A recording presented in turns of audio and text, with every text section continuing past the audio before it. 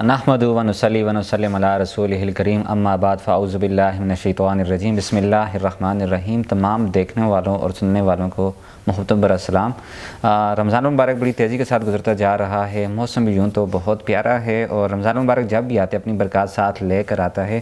ہم آپ کو ساتھ ساتھ یہ بھی بتا دیں کہ انشاءاللہ رمضان المبارک جیسے ہی 5 رمضان ہوں گے اس کے بعد ہماری لائیو ٹرانسمیشن بھی ہوگی۔ آپ کے شرعی مسائل کا حل انشاءاللہ قرآن و حدیث کی روشنی میں ہم بتانے کی کوشش کریں گے، سننے کی کوشش کریں گے، سکھانے کی کوشش کریں گے۔ اور آج بھی ہماری جو خصوصی نشست ہے اس میں اپنے مہمانوں کا تعارف کرواتا چلوں۔ سب سے پہلے میرے ساتھ موجود ہیں حضرت علامہ مولانا مفتی عتیق الرحمن الازہری صاحب۔ انہوں نے جامعۃ الازہر مصر سے فراغت حاصل کی ہے اس طرح، اور اسی طرح میرے ساتھ موجود ہیں بلبل باغ مدینہ عظیم مداح حبیب جناب عبید رضا قادری۔ آپ کو پروگرام میں خوش آمدید کہتے ہیں۔ مفتی صاحب بہت بہت شکریہ، آپ نے اپنا قیمتی وقت نکال کر یہاں تشریف لائے تھے۔ جزاک اللہ جی، شکریہ آپ کا عبید الرحمن سلیمانی، اور شکریہ شمال نیوز HD کی تمام ٹیم کا میں بھرپور شکریہ ادا کرتا ہوں کہ دین کی اس بات میں ہمیں بھی شامل کیا۔ بہت شکریہ جی۔ ناظرین و سامعین، اس پروگرام کا باقاعدہ آغاز ہم کرنے جا رہے ہیں۔ میرے ساتھ مفتی عتیق الرحمن الازہری صاحب موجود ہیں، انہی سے میں ریکویسٹ کروں گا کہ وہ تلاوت قرآن مجید کریں، پھر اس کے بعد ہم رمضان کے مسائل کے حوالے سے بات کریں گے اور خوبصورت کلام بھی ساتھ ساتھ سنتے رہیں گے۔ اعوذ باللہ من الشیطان الرجیم، بسم اللہ الرحمن الرحیم۔ ألم نشرح لك صدرك ووضعنا عنك وزرك الذي أنقض ظهرك ورفعنا لك ذكرك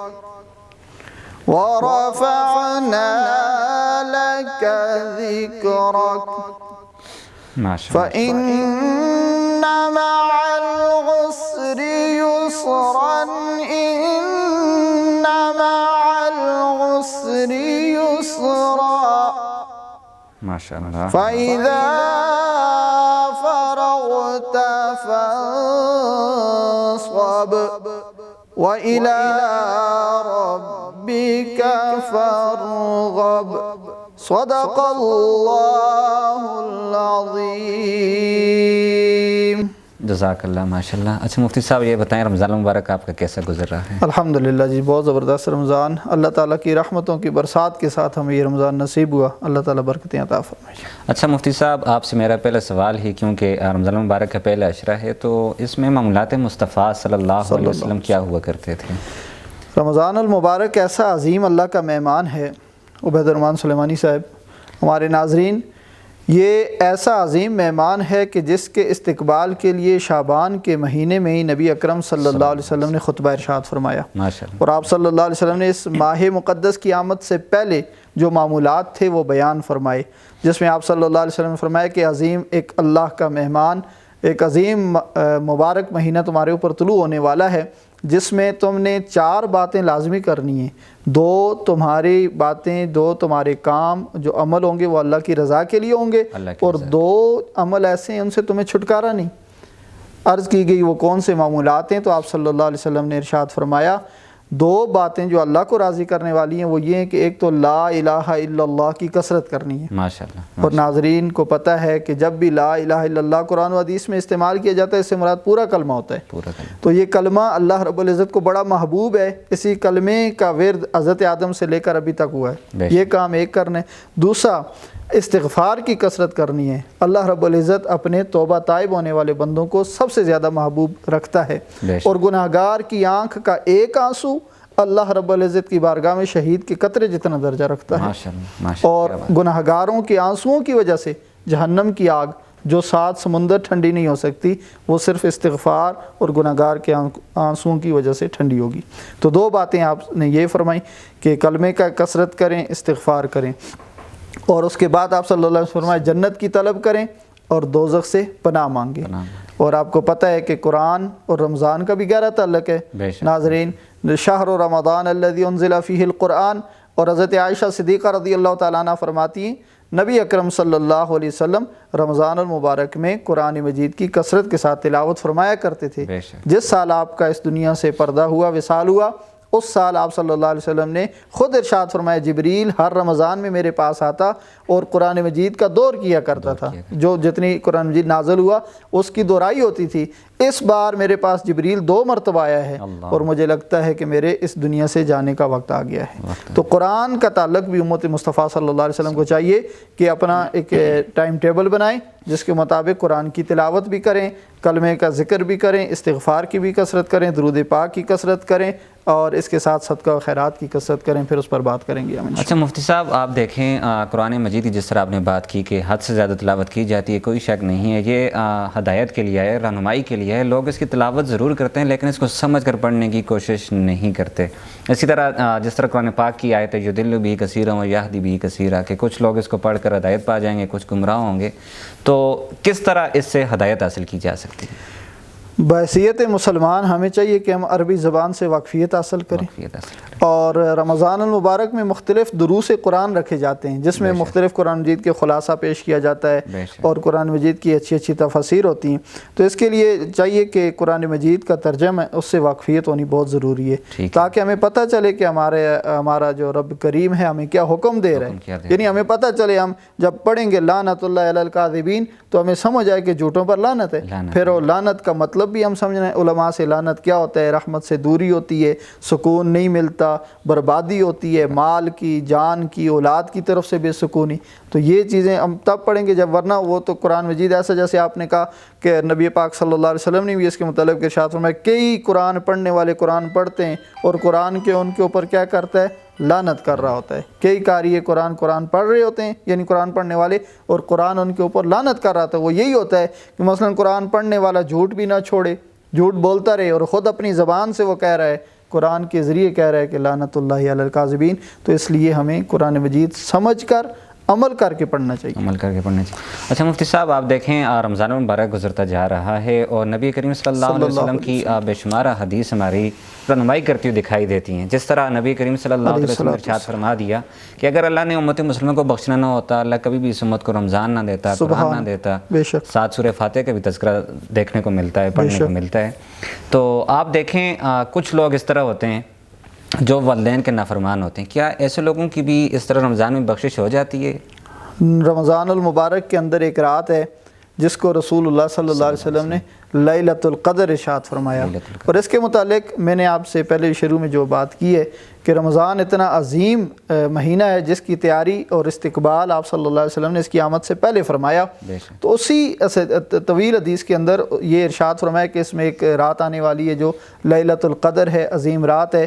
اس رات کے اندر اللہ تبارک و تعالی سب کی بخشش فرما دیتا ہے۔ رمضان میں سب کی بخشش ہو جاتی ہے، لیکن چند لوگوں کا ذکر کیا، جس طرح جوا کھیلنے والے، شراب کا ذخیرہ کرنے والے، شراب نوشی کرنے والے، اور ان میں آپ صلی اللہ علیہ وسلم نے فرمایا والدین کے نافرمان۔ والدین کے نافرمان کی بخشش بھی نہیں ہوتی جب تک کہ وہ اپنے والدین سے معافی نہ مانگ لے۔ اب یہاں یہ بھی سوال پیدا ہوگا جس کے والدین موجود نہیں ہیں وہ کیا کرے گا، کیسے ان سے معافی مانگے گا؟ تو اس کا حال یہ ہے کہ وہ ان کے حق میں دعا کرے۔ اللہ رب العزت جب ان کی بخشش فرما دے گا، اس کی دعا کے ذریعے اللہ رب العزت جب اسے ان کی جنت عطا فرما دے گا تو اللہ ان کو ان سے بھی راضی کر دے گا۔ تو اور والدین کے دوستوں کے ساتھ اور ان کی چاہت کے ساتھ پیار ہونا چاہیے۔ اسی طرح مفتی صاحب ایک سوال میرا اور اسی متعلق ہے، آپ دیکھیں کہ رمضان میں لوگ بہت ساری نیکیاں کرتے ہیں، نمازیں پڑھتے ہیں، روزے رکھتے ہیں، قیام کرتے ہیں اور اپنے اخلاق کو بہتر کر لیتے ہیں، لیکن اس کے باوجود اگر کوئی سود کا کاروبار کرتا ہے یا سود استعمال کرتا ہے یا سود کو اپنے گھر کے اوپر خرچ کرتا ہے، تو ایک تو یہ اللہ کے ساتھ اعلان جنگ بھی ہے، اور دوسرا رمضان میں اس طرح کا کام کرنا، اور کیا ایسے لوگوں کے روزے بھی پھر قبول ہوتے ہیں کہ نہیں ہوتے؟ قطعاً ایسی بات سود کے متعلق جس کو اللہ رب العزت نے کہا کہ یہ جنگ ہے، اللہ کے ساتھ جنگ ہے۔ نبی اکرم صلی اللہ علیہ وسلم نے فرمایا کہ سود کے متعلق بہت سخت وعید شدید آپ نے فرمائی کہ سود خور کو اللہ رب العزت کبھی بھی معاف نہیں کرتا جب تک کہ وہ سود کے پیسے بھی لٹا کے اور جن کے حقوق ضبط کیے ان کے حقوق دے کر اور اللہ کی بارگاہ میں سچی توبہ نہیں کر لیتا۔ سود چونکہ حرام ہے، اس سے کھانے والا لقمہ حرام ہے، بننے والا خون حرام ہے، اور حدیث مبارکہ کے اندر آتا ہے کہ آپ کے جسم میں اگر ایک حرام کا لقمہ چلا گیا تو آپ کی عبادات قبول نہیں ہوں گی، ٹھیک ہے۔ اور یہ بات ایک مشہور بھی چلی آ رہی ہے، اور اس کا بھی بعض حدیث سے مفہوم ملتا ہے کہ 40 دن تک عبادتیں قبول نہیں ہوتی ہیں۔ تو اور رمضان 30 دن کے اگر بندہ کھا لیتا ہے تو ساری باتیں پورا رمضان۔ اور اس میں ساتھ ساتھ یہ چیز بھی ایڈ کریں اپنے اس چینل کے ذریعے، شمال نیوز کی طرف سے یہ چیز بھی شامل کرنی چاہیے، اور آپ کا پیغام ہم تمام پہنچا رہے ہیں کہ ذخیرہ اندوزی جو ہے یہ بھی بہت بڑا جرم ہے، اور ایسے تاجروں کی، ایسے دکانداروں کی کوئی نہ نماز قبول ہوتی ہے فرض، اور نہ نفل قبول ہوتے ہیں، جو امت مصطفیٰ صلی اللہ علیہ وسلم کے لیے تنگی کا ذریعہ بنتے ہیں۔ اور نبی اکرم صلی اللہ علیہ وآلہ وسلم کا واضح فرمان موجود ہے کہ جو لوگوں کو اذیت اور تکلیف پہنچانے کا سبب بنے گا، اللہ رب العزت بروز قیامت اسے تکالیف کے اندر مبتلا کر دے گا، اور جو لوگوں کے لیے آسانیاں پیدا کرے گا اللہ تبارک و تعالیٰ اس کے لیے آسانیاں پیدا کرے گا۔ تو ہمیں کیا چاہیے کہ ہم جتنا ہو سکے اپنے اوپر برداشت کریں، تاجر طبقہ، دکاندار حضرات اور جتنے باقی ہم سب ہیں، ہم چاہیے کہ ہم اپنے اوپر برداشت کر کے انشاءاللہ ہماری گفتگو آپ کے ساتھ جاری رہے گی۔ بلبل باغ مدینہ عظیم مداح حبیب عبیر رضا قادری صاحب سے خوبصورت کلام سنتے ہیں جی۔ تو شمع رسالت ہے، عالم تیرا پروانہ، تو شمع رسالت ہے، عالم تیرا پروانہ، تو شمع رسالت ہے، عالم تیرا پروانہ، تو ماہ نبوت ہے، جلوائے جانانا، اور جو ساقیے کوثر کے چہرے سے نقاب اٹھے، جو ساقیے کوثر کے چہرے سے نقاب اٹھے، ہر دل بنے میں خانہ، ہر آنکھ ہو پیمانہ، تو شمع رسالت ہے، عالم تیرا پروانہ، اور ہر پھول میں بو تیری، ہر شمع میں ذو تیری، ہر پھول میں بو تیری، ہر شمع میں ذو تیری، بلبل ہے تیرا بلبل، پروانہ ہے پروانہ، پینے کو تو پی لوں گا،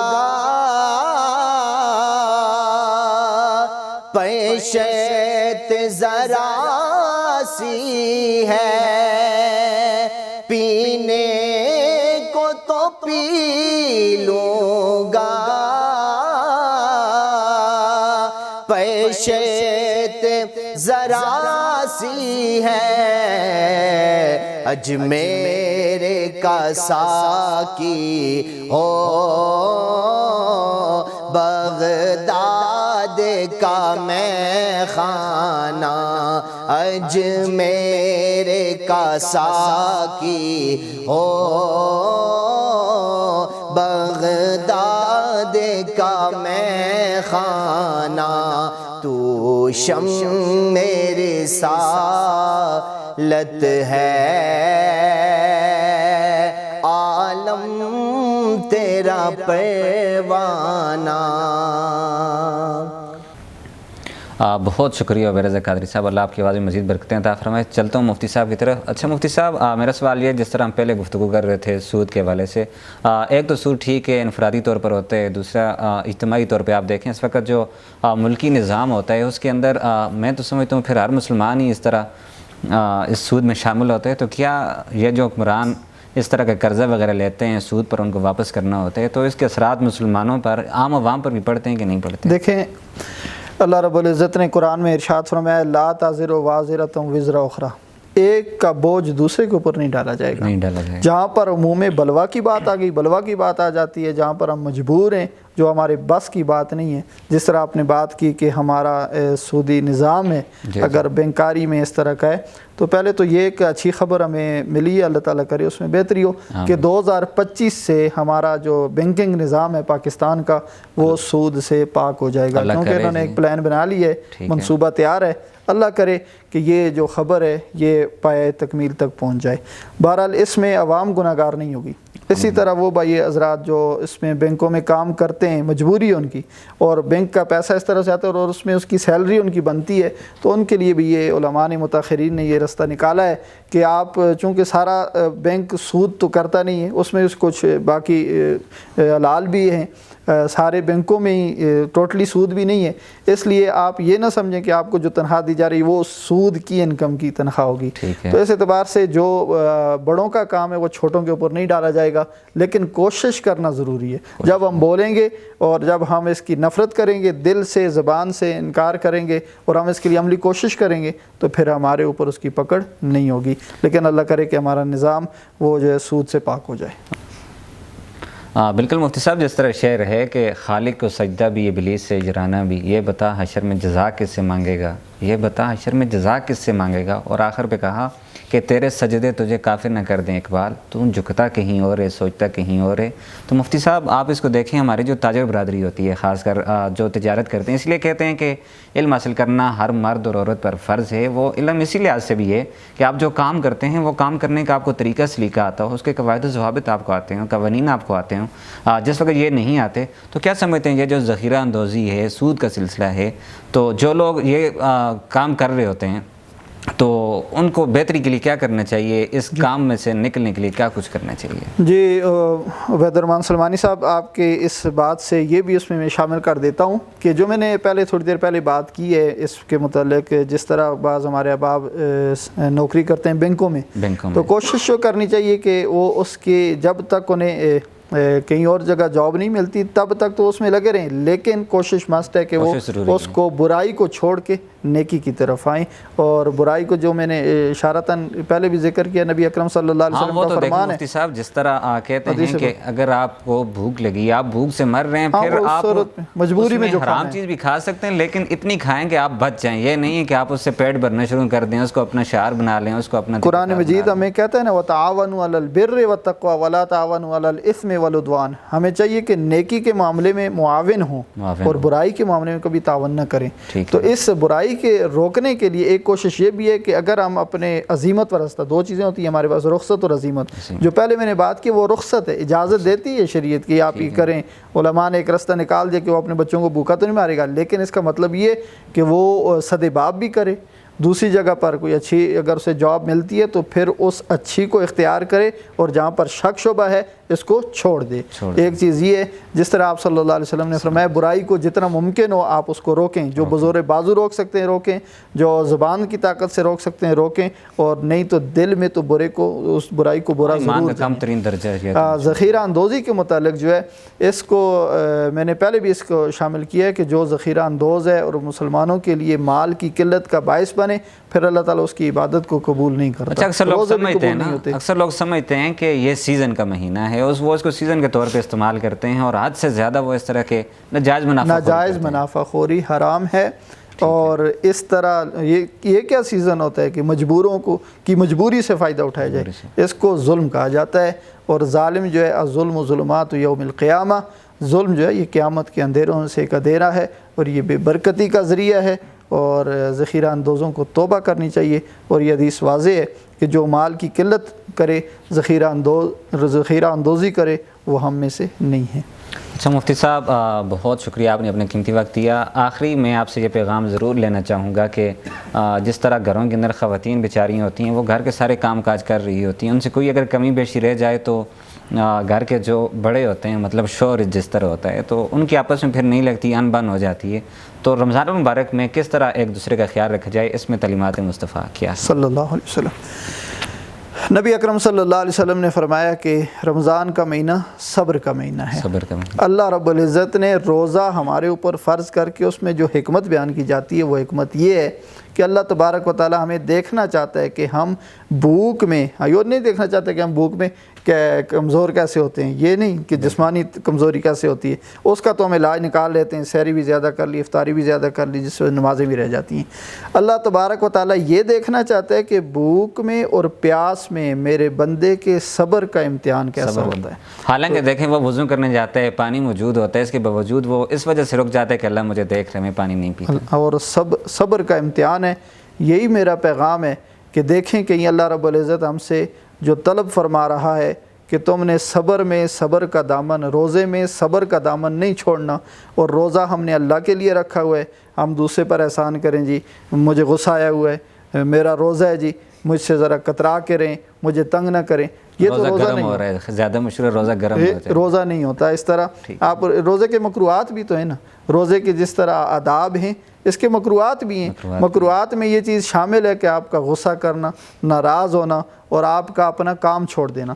यानी जिस तरह जो लोग मुलाज़म पेश हैं वो भी कहें, ठीक है आपने शुरू में बात की कि हुकूमतें हमें नरमी दे देती हैं, टाइम में नरमी दे देती हैं, लेकिन उसका ये फ़ायदा नहीं कि अगर उन्होंने हमारे लिए 7 घंटे से 5 घंटे कर दिए तो 5 घंटे से हम खुद 3 घंटे करें, नहीं 5 घंटे फिर हमारी ड्यूटी जो बनती है हम उस ड्यूटी को सर अंजाम दें। और ये इसमें हमारा इम्तिहान होता है। मुफ्ती साहब, आपकी बातों से एक चीज़ जो क्लियर होती है, हमारे नाज़रीन और सामीन इस चीज़ को ज़रूर नोट करें, ज़रूर इस चीज़ पर तवज्जो दें कि आपके जितने भी अमाल का दारोमदार होता है, एक तो आपकी नीयतों पर होता ही होता है, लेकिन आप ये जो रोज़े रख रहे हैं, क्या आपका जो माल है वो हलाल भी है कि नहीं है?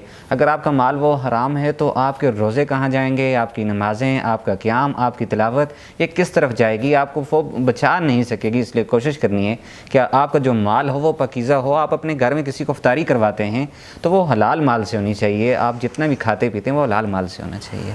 बेशक।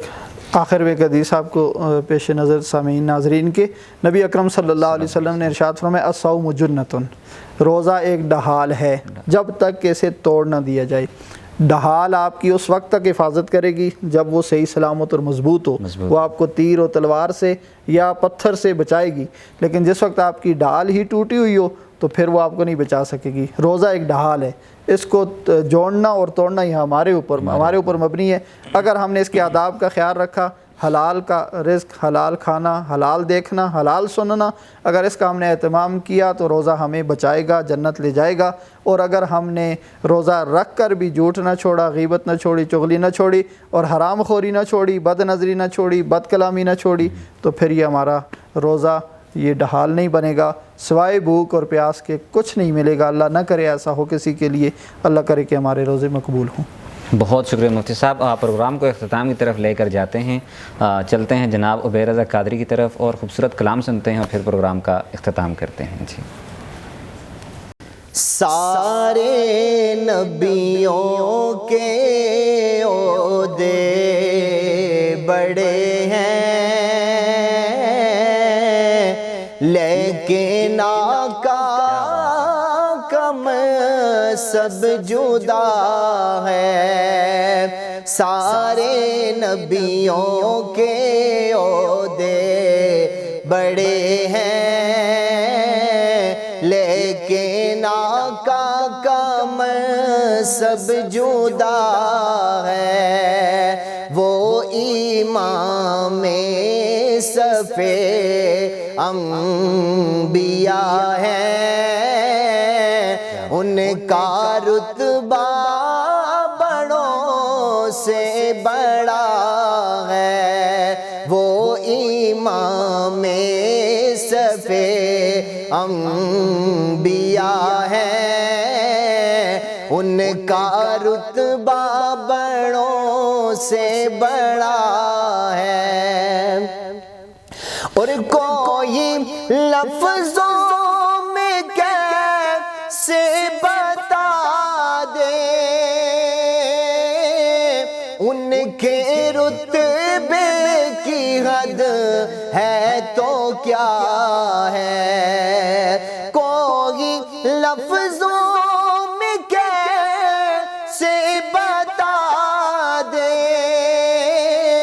ان کے رتبے کی حد ہے تو کیا ہے، ہم نے اپنے بڑوں سے سنا ہے، ہم نے اپنے بڑوں سے سنا ہے، صرف اللہ ان سے بڑا ہے، سارے نبیوں کے عہدے بڑے ہیں، لیکن آقا کمر سب جدا ہے، اور نام جنت کا تم نے سنا ہے،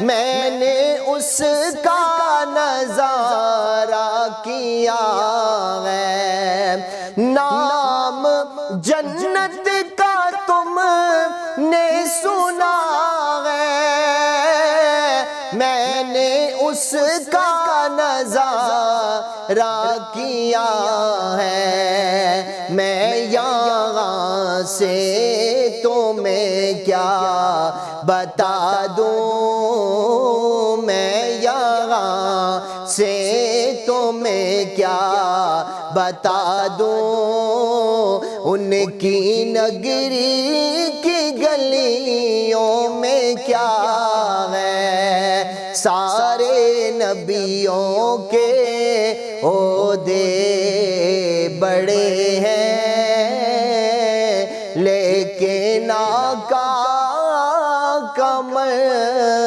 سب جدا ہے۔